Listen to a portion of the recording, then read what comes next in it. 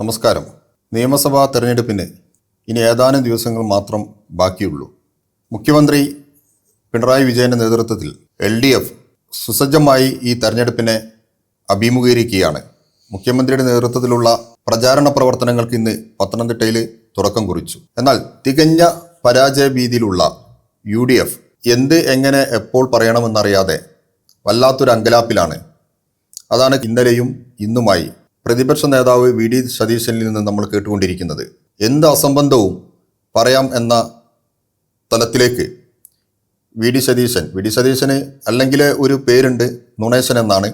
നുണ മാത്രമല്ല, അസംബന്ധം പറയുന്ന കാര്യത്തിലും തന്നെ കവച്ചു വെക്കാൻ ആരുമില്ലെന്ന് അദ്ദേഹം തെളിയിച്ചിരിക്കുകയാണ്. ഇപ്പം ഡീൽ എന്നാണ് അദ്ദേഹം പറഞ്ഞുകൊണ്ടിരിക്കുന്നത്. സാജ, ഇപ്പം തെരഞ്ഞെടുപ്പിന് അവസരം ഇന്ന് നാമനിർദ്ദേശ പത്രിക നൽകുന്ന അവസാന ദിവസമാണ്. അപ്പം യഥാർത്ഥത്തിൽ കേരളത്തിലെ വോട്ടർമാർ പ്രബുദ്ധരാണ്. അവർക്ക് കഴിഞ്ഞ 10 വർഷം, ഇത് കേരള ചരിത്രത്തിൽ ആദ്യമായിട്ടാണ് ഒരു സർക്കാരിന് 10 വർഷം തുടർന്ന് ഭരിക്കുന്നത്, അതായത് 2 ടേമിൽ തുടർഭരണം കിട്ടുന്നത്. അപ്പോൾ ആ സമയത്തുള്ള വികസന പ്രവർത്തനങ്ങളും ക്ഷേമ പ്രവർത്തനങ്ങളും എന്താണെന്ന് അറിഞ്ഞവരാണ് കേരളത്തിലെ ജനങ്ങൾ. അവരോടാണ് സതീശൻ ഒരുപാട് നുണകൾ പറയുന്നു, അസംബന്ധങ്ങൾ പറയുന്നു. എങ്ങനെയാണ് സതീശൻ്റെ ഇത്തരം ഈ വാചക കസർത്തുകളെ, നുണകളെ വിലയിരുത്തുന്നത്? റഷീദ് പറഞ്ഞതുപോലെ ഇവർക്കിപ്പം UDFന് മുന്നോട്ട് വയ്ക്കാൻ ഒന്നുമില്ല. കാരണം LDF 10 വർഷത്തെ വികസന മാതൃകയും ക്ഷേമപ്രവർത്തനങ്ങളിലും ജനങ്ങളുടെ മുന്നിൽ അവതരിപ്പിച്ചിട്ടാണ് തിരഞ്ഞെടുപ്പിനെ നേരിടുന്നത്. ഇന്ന് മുഖ്യമന്ത്രി നടത്തിയ വാർത്താ സമ്മേളനം അതിൻ്റെ ഏറ്റവും ഒടുവിലത്തെ ഉദാഹരണമാണ്. 10 വർഷം നമ്മൾ പറയുമല്ലോ, നന്നായി പഠിക്കുന്ന പിള്ളേർ പരീക്ഷ നേരിടാൻ അവർക്ക് പ്രശ്നമൊന്നുമില്ല. പെട്ടെന്ന് പഠിക്കാൻ വരുന്നവരെല്ലാം വെപ്രാളം കാണിക്കുക, ആപ്പാട് കുഴപ്പമാകും. അതിൻ്റെ വേറൊരു ഉദാഹരണമാണ് ഇപ്പോൾ കാണുന്നത്. ഇവർക്കിപ്പം ഇവരുടെ മുൻ ഭരണം, UDFൻ്റെ മുൻ ഭരണത്തെ പറ്റി പറഞ്ഞാൽ ജനങ്ങളുടെ ആ സമയം ഇവരെ കൈകാര്യം ചെയ്യും. ആ ഒരു സിറ്റുവേഷനിൽ ഇവരിപ്പം എന്താണ് ചെയ്യുക? ഇപ്പം ഇവർ അസംബന്ധങ്ങൾ വിളിച്ചു പറയുക. ഈ ഡീൽ UDFും അവരെ പിന്തുണയ്ക്കുന്ന മാധ്യമങ്ങളും. ഈ ഡീലെന്ന് പറയുമ്പോൾ നമുക്ക് വേറൊരു ഈ ജഗദംബിക പാൽ എന്നുള്ളൊരു പേര്. ഈ ജഗദംബിക പാൽ എന്ന് പറയുന്നത് ഉത്തർപ്രദേശിൽ കോൺഗ്രസിൻ്റെ അവസാനത്തെ മുഖ്യമന്ത്രിയായിരുന്നു. ഉത്തർപ്രദേശിലെ PCC പ്രസിഡന്റുമായിരുന്നു. അദ്ദേഹം ഇപ്പോൾ എവിടെയാണ്? അദ്ദേഹം BJPയുടെ ലോക്സഭാ അംഗമാണ്. അപ്പോൾ ഇന്ത്യയിലെ ഏറ്റവും വലിയ സ്റ്റേറ്റിലെ, ഏറ്റവും കൂടുതൽ ജനസംഖ്യയുള്ള സ്റ്റേറ്റിലെ അവസ്ഥ ഇതാണ്. 2014 BJP അധികാരത്തിൽ വരുന്ന അതേ സമയം അദ്ദേഹം കോൺഗ്രസിൽ നിന്ന് രാജിവെച്ച് BJP ചേർന്ന് ഇപ്പോൾ അവിടെ MP ആയി. ഇതേപോലെ പല പേരുകളും നമുക്ക് എടുത്തു പറയാൻ പറ്റും. അപ്പോൾ ഡീൽ എവിടെയാണെന്നുള്ള കാര്യം ജനങ്ങൾക്ക് വളരെ മാത്രമല്ല, ഏറ്റവും അടുത്ത ദിവസം, ഇപ്പോൾ 2-3 ദിവസം മുമ്പെയാണ് ഒരു ലോക്സഭാ അംഗം BJP ചേർന്നിട്ടുള്ളത്. അതെ, അസമിലെ പ്രദ്യുത് ബോർദോലോയ് എന്ന അതുകൂടാതെ 3-4 കോൺഗ്രസിന്റെ MLA-മാർ ഇപ്പം BJPയുടെ പട്ടികയിലുണ്ട്. അതെ. പിന്നെ അതിനു മുമ്പുള്ള ദിവസങ്ങളിലാണ് നമ്മുടെ ഹരിയാന, ഒഡീഷ, ബീഹാർ രാജ്യസഭാ തെരഞ്ഞെടുപ്പ് നടന്നതും അന്ന് കൂറുമാറിയെ വോട്ട് ചെയ്ത കോൺഗ്രസ് MLA-മാർക്കെതിരെ ഇതുവരെ നടപടി പോലും എടുത്തിട്ടില്ല.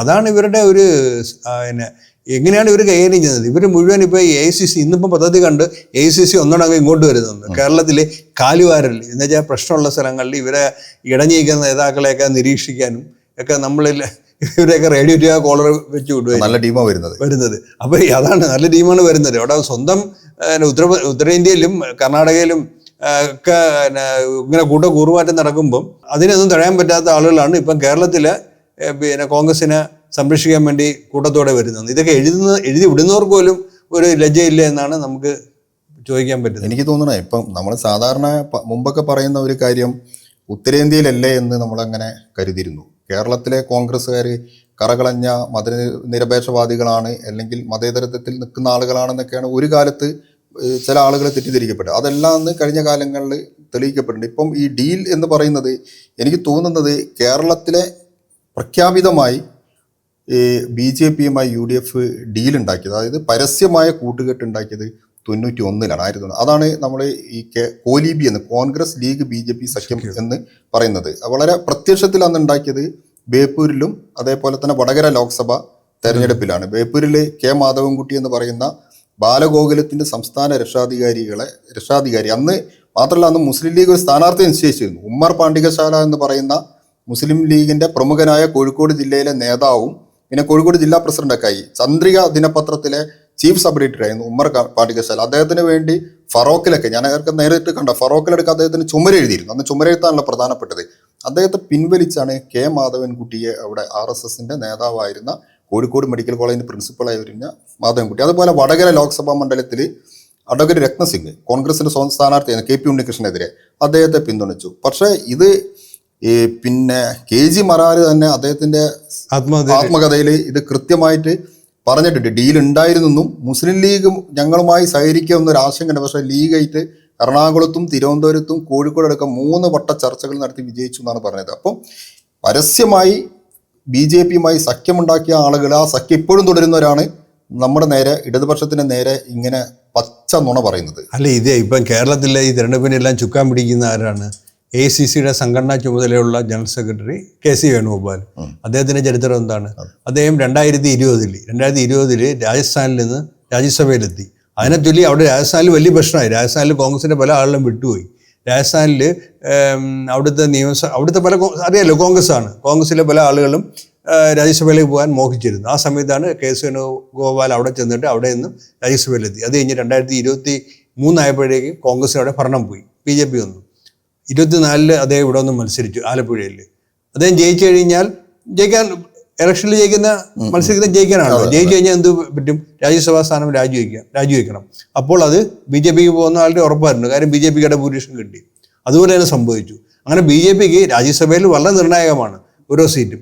രാജ്യസഭയിലെ BJPയുടെ അംഗബലം കൂട്ടാൻ വളരെ ശുഷ്കാന്തിയോടെ പ്രവർത്തിച്ച ആളാണ് ഈ തെരഞ്ഞെടുപ്പിൽ ഇവിടെ വന്നിട്ട് പല വാചകങ്ങളും അടിക്കുന്നത്. അതായത് ഡീലർമാർ ആരാണെന്ന് ജനത്തിന് കൃത്യമായിട്ട് ബോധ്യപ്പെടേണ്ട ഇതാണ്. ഇവരുടെ പ്രധാനപ്പെട്ട ഒരു നേതാവാണ് ജ്യോതിരാദിത്യ സിന്ധ്യ. 2018 അവിടെ മധ്യപ്രദേശിൽ കോൺഗ്രസിനെ ജനങ്ങൾ അധികാരത്തിൽ കൊണ്ടുവന്നു. കുറച്ച് കഴിഞ്ഞപ്പോൾ തമ്മിലടി ബഹളമായി. ഈ ടീം ജ്യോതിരാദിത്യ സിന്ധ്യയും കുറേ സംഘം എല്ലാം കൂടെ BJPയിൽ പോവുകയും അവിടെ BJP അധികാരത്തിൽ വരികയും ചെയ്തു. ജനങ്ങൾ അധികാരത്തിൽ കൊണ്ടുവന്നിട്ട് ഇതാണ് സ്ഥിതി. അവിടെ എന്നിട്ട് അദ്ദേഹത്തിന് ഇപ്പം പാരിതോഷികമായിട്ട് കേന്ദ്രത്തിൽ മന്ത്രിയാക്കിയിരിക്കുകയാണ്. എനിക്കിവിടെ ഇപ്പം നിലവിലെ 3 സംസ്ഥാനത്തെ BJPയുടെ മുഖ്യമന്ത്രിമാര് മുൻ കോൺഗ്രസ്സുകാരാണ്. അതെ, മുൻ കോൺഗ്രസ്സുകാരാണ് BJPയുടെ മുഖ്യമന്ത്രിയായിട്ട് ഇരിക്കുന്നത്. അതെ. അതുപോലെ ഇപ്പോൾ കേന്ദ്രമന്ത്രിമാര് എനിക്ക് അശോക് ചൗഹാൻ അടക്കം മഹാരാഷ്ട്രയിലടക്കം BJPയിലേക്ക് മുഖ്യമന്ത്രിയാണ്. അങ്ങനെ ഒരുപാട് ആളുകളുണ്ട്. അവരാണിപ്പം കേരളത്തിൽ വന്നിട്ട് ഇത് പറഞ്ഞത്. മാത്രമല്ല ഇതിനെന്തെങ്കിലും അടിസ്ഥാനം എന്താണ്? യഥാർത്ഥത്തിൽ ഈ ഡീല് നമ്മൾ കണ്ട് മറ്റത്തൂരിൽ ഡീല് കണ്ടു, പരസ്യമായി കണ്ടു. തൃശ്ശൂരിൽ ഡീല് മാത്രമല്ല, VD സതീശൻ ഇന്ന് പറഞ്ഞാൽ എന്താ, ഇവിടെ തൃശ്ശൂരിലടക്കം വോട്ട് ചെയ്ത് മറിച്ച് ചെയ്തത് ഇടതുപക്ഷത്തിനാണെന്നല്ലോ. അതാണ് അവർ ഇപ്പം ഇവരുടെ ഒരു വെപ്രാളമാണല്ലോ. വെപ്രാളമാകുമ്പം ഇപ്പം എന്താണ് പറയുന്നത് ഇവർക്ക് തന്നെ ബോധമില്ല. എന്താ വെച്ചാൽ ചിലപ്പോൾ ചില സത്യങ്ങളും ഈ കള്ളം പറഞ്ഞു പറഞ്ഞാൽ അതിൻ്റെ ഇടയിൽ ചിലപ്പോൾ ചില സത്യങ്ങൾ വീണു പോകും. അതാണ് ഇന്ന് സംഭവിച്ചത്. അത് എന്താണ് പറഞ്ഞത്, നേമത്തും തൃശ്ശൂരും ഒക്കെ BJP വിരുദ്ധ വോട്ട് LDFന് കിട്ടി. അപ്പോൾ ഇവർ നേരത്തെ പറഞ്ഞുകൊണ്ടിരുന്നത് എന്താണ്, തൃശ്ശൂരിൽ ഇവർ ഇത്ര നാളും പറഞ്ഞു തന്നെ നുണപ്രചാരണം ഇന്ന് സതീശൻ പൊളിച്ചിരിക്കുകയാണ്. കാരണം അവിടെ കോൺഗ്രസ് സ്ഥാനാർത്ഥിക്ക് 2000 മുൻ തെരഞ്ഞെടുപ്പിനെ അപേക്ഷിച്ച് 89,000 വോട്ട് കുറഞ്ഞു. LDF വോട്ട് കൂടിയാണ് ചെയ്തത്. അപ്പം ഈ വോട്ട് കുറഞ്ഞു. അപ്പം പക്ഷേ മതനിരപേക്ഷ വോട്ടുകൾ LDFന് കിട്ടി. കഴിഞ്ഞ തെരഞ്ഞെടുപ്പിൽ നേമത്തെ ശിവൻകുട്ടി ജയിച്ചത് ഇത് തന്നെയാണ്. ഇത് നമ്മൾ പറഞ്ഞപ്പോൾ ഇത്ര നാളും സമ്മതിക്കാത്ത ആളുകൾ ഇന്നിപ്പം പറഞ്ഞു മതനിരപേക്ഷ വോട്ടുകൾ മുഴുവൻ LDFന് കിട്ടി. അതുകൊണ്ടാണ് ശിവൻകുട്ടി ജയിക്കുകയും തൃശ്ശൂരിൽ LDF 2ാം സ്ഥാനത്ത് വരികയും കോൺഗ്രസ് വളരെ ദയനീയമായി 3ാം സ്ഥാനത്ത് പോവുകയും ചെയ്തതെന്ന് ഇന്ന് പ്രതിഷേധം സമ്മതിച്ചിരിക്കുകയാണ്. എനിക്ക് തോന്നുന്നത് ഈ മതനിരപേക്ഷതയിൽ പിന്നെ ട്രസ്റ്റ് ചെയ്യുന്ന ആളുകൾ, അത് ആഗ്രഹിക്കുന്ന ആളുകൾ ഈ കോൺഗ്രസ്സോ അല്ലെങ്കിൽ ഇപ്പോൾ BJP കുറച്ച് അപ്പർ ഹാൻഡ് ഉണ്ട് എന്ന് പറയുന്ന മണ്ഡലങ്ങളിൽ അവിടെ കോൺഗ്രസ്സിന് വോട്ട് ചെയ്യണോ ഇടതുപക്ഷത്തിന് വോട്ട് ചെയ്യണോ എന്ന് ആലോചിക്കുമ്പം അവരുടെ മനസ്സിലേക്ക് കയറി വരുന്നത് ഇടതുപക്ഷം തന്നെയാണെന്നുള്ളത് VD സതീശൻ ഇന്ന് പറയാതെ പറഞ്ഞിരിക്കുകയാണ്. അത് ശരിക്കും അവർക്ക് ബൂമറാങ് ആയിട്ട് വരുന്ന ഒരു സംഗതിയാണ്. കാരണം അത് കള്ളങ്ങൾ പറയുന്നവർ ഏത് കള്ളങ്ങളും പറയും. അതിൻ്റെ ഇടയിൽ സാജൻ പറഞ്ഞ പോലെ ചില സത്യങ്ങളും വിളിച്ചു പറയും എന്നുള്ളതാണ് വസ്തുത. ഇപ്പം എനിക്ക് തോന്നുന്നത് സാജ, ഇതിൻ്റെ പിന്നിൽ എന്താണ് യഥാർത്ഥത്തിൽ ഇവർക്ക് ഈ നിയമസഭാ തെരഞ്ഞെടുപ്പിൽ ഇപ്പം കേരളത്തിൽ ഇപ്പം മുഖ്യമന്ത്രി പ്രചാരണം തുടങ്ങി പറയുന്നത് വികസനം, അതുപോലെ തന്നെ ക്ഷേമ പ്രവർത്തനങ്ങൾ, മതനിരപേക്ഷത അടക്കമുള്ള കേരളത്തിൻ്റെ മഹത്തായ പാരമ്പര്യം ഉയർത്തിപ്പിടിക്കുന്നതിന് വേണ്ടിയാണ് ഈ തെരഞ്ഞെടുപ്പിൽ ഇടതുപക്ഷം മത്സരിക്കുന്നത്. 3ാം ഭരണത്തിന് വേണ്ടിയിട്ട്, 3ാം തുടർ ഭരണത്തിന് വേണ്ടി ആണ് മത്സരിക്കുന്നത്. വളരെ കൃത്യതയോടുകൂടി പറഞ്ഞിട്ടാണ് മുഖ്യമന്ത്രി പ്രചാരണം ആരംഭിച്ചത്. കേരളത്തിലെ ജനങ്ങൾക്കും അറിയാം, നേരത്തെ നമ്മളിത് തന്നെയാണ് മുന്നോട്ട് വെച്ചിട്ടുള്ളത്. പക്ഷേ ഇവർക്കൊരു വിഷയമില്ല, ഒരു വിഷയദാരിദ്ര്യം ആയിരിക്കുമോ ഇങ്ങനെ മണ്ടത്തരങ്ങൾ പറയാൻ കാരണം? അല്ല, വിഷയദാരിദ്ര്യം തന്നെയാണ്. കാരണം ഇവർ ഈ ഒരു തെരഞ്ഞെടുപ്പിൽ നേരിടാനുള്ള ഒരു മുന്നൊരുക്കം വേണം, ഒരു പ്രകടന പത്രിക വേണം, നയം വേണം, സംഘടനാപരമായിട്ടുള്ള സുസജ്ജരായിരിക്കണം. ഇവർ നേതാക്കന്മാർ പല തട്ടിലാണ്. ഇവരെ ഉന്നത നേതാക്കളെന്ന് പറയുന്ന ആളിൽ തന്നെ പല തട്ടിലാണ്. അവരാണ് സ്ഥാനാർത്ഥിത്വത്തിന് വേണ്ടി മത്സരിക്കുന്നത്. സ്ഥാനാർത്ഥിത്വത്തിന് വേണ്ടി ഇലക്ഷൻ പ്രഖ്യാപിച്ചു കഴിഞ്ഞും തെരഞ്ഞെടുപ്പ് തീയതി വന്നു കഴിഞ്ഞും കടിപിടിയായിരുന്നു. അപ്പോൾ ഒരു കൂട്ടായ UDF ടീം UDF എന്നൊക്കെ പറയുന്നതല്ല, ഒരു ടീമിനെയും കാണുന്നില്ല. ഓരോരുത്തരും ഓരോ വഴിക്കാണ്. ഇവരൊക്കെ പറയുന്ന പോലെ മുൻകാലങ്ങളിൽ ഈ കെ കരുണാകരനോ അല്ലെങ്കിൽ മാധ്യമങ്ങൾ ഊതിവീർപ്പിച്ചതാണെങ്കിലും AK ആന്റണിയോ എന്നൊക്കെ പറഞ്ഞ് കുറച്ച് ബിംബങ്ങളുണ്ടായിരുന്നു. പക്ഷെ ഇങ്ങനെ ഉണ്ടായിരുന്നു. ഇപ്പോഴും ഒരു ക്രൈസിസ് വന്നപ്പം ആന്റണിയെ ഇറക്കേണ്ടി വന്നു. അപ്പം അതെല്ലാം ഇവർക്ക് ഈ പറഞ്ഞ പോലെ ബൂമറാങ്ങാണ്. അപ്പോൾ ഇങ്ങനെ സംഘടനാപരമായിട്ടും രാഷ്ട്രീയമായിട്ടും നയപരമായിട്ടും ഇവർക്ക് നയം എന്താണ്? നയം എന്ന് വെച്ചാൽ ഇവർക്ക് നയമൊന്നുമില്ല. ഇവരിപ്പോൾ ഇവരുടെ ഈ ഇടതുപക്ഷ സ്വാതന്ത്ര്യം നഷ്ടപ്പെട്ടെന്നും പറഞ്ഞ് ഇവർ 1-2 സംഭവങ്ങൾ കൊണ്ടുവന്നായിരുന്നു. ആരോഗ്യ മേഖലയും വിദ്യാഭ്യാസ മേഖല. ഈ ആരോഗ്യമേഖല കുറിപ്പൊക്കെ വായിച്ചു നോക്കിക്കഴിഞ്ഞാൽ അതിഭീകരമായ കോർപ്പറേറ്റുകൾക്കാരനാണ് ഇവർ വിദ്യാഭ്യാസ മേഖല. അത് തന്നെയാണ് സ്വകാര്യ ഇത്. അപ്പം ഇങ്ങനൊരു സംഘത്തിന് ജനങ്ങളെ മുന്നിൽ അവതരിപ്പിക്കുക ഒന്നുമില്ലാതെ ഈ നമ്മൾ വെറുതെ ഇങ്ങനെ നിലവിലുള്ള ഈ നെഗറ്റീവ് കാര്യങ്ങൾ പറയാൻ എളുപ്പമാണ്. നമ്മളത് പറയുന്നത് എത്രത്തോളം ശരിയാന്ന് പറയാൻ പറ്റില്ല. ഉത്സവപ്പറമ്പിൽ ഈ പോക്കറ്റടിക്കാരും ഒക്കെ പറയുമല്ലോ, പോക്കറ്റടി എന്ന് പറഞ്ഞാൽ ചെയ്യുന്ന ആളിൽ തന്നെയാണ് ഇങ്ങനെ പറയുന്നത്. അപ്പം ഇതേപോലെ ഇവർ ജനങ്ങളെ കബളിപ്പിക്കാൻ വേണ്ടി ചില കാര്യങ്ങൾ പറയുന്നതല്ലാതെ ഇവരുടെ ഓരോ കാര്യങ്ങൾ പുറത്തു വരും തോറും ജനങ്ങൾ ഇവരെ കൂടുതൽ തിരിച്ചറിഞ്ഞുകൊണ്ടിരിക്കുകയാണ്. ഏതായാലും കേരളത്തിലെ ജനങ്ങൾ ഏറ്റവും പ്രധാനപ്പെട്ട ഒരു തെരഞ്ഞെടുപ്പ് നയം മുന്നോട്ട് വെക്കുക എന്നുള്ളതാണ്. ആ നയം മുന്നോട്ട് വെക്കാൻ ഒന്നും UDF ഇല്ല. LDF നേരത്തെ പറഞ്ഞത് തന്നെ ഇപ്പോഴും പറഞ്ഞുകൊണ്ട് മുന്നോട്ട് പോകുന്നത് കേരളത്തിലെ ജനങ്ങൾ മനസ്സിലാക്കുന്നതിന് നമുക്ക് കരുതാം. ഓക്കെ.